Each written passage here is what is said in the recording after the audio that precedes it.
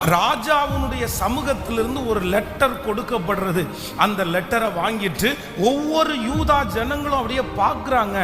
அந்த லெட்டர்ல எழுதப்பட்டிருக்கிற வார்த்தை அவங்கள ரொம்ப கலங்கடிக்குது.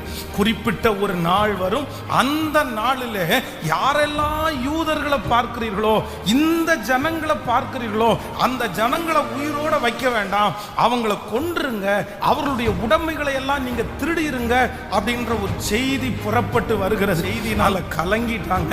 மனசு உடைஞ்சு போய் இனி என்ன நடக்குமோன்னு அந்த நாட்களை பயத்தோடு எதிர்கொண்டிருக்கும் போது மறுபடியும் ஒரு செய்தி அவர்களுக்கு அனுப்பப்படுகிறது.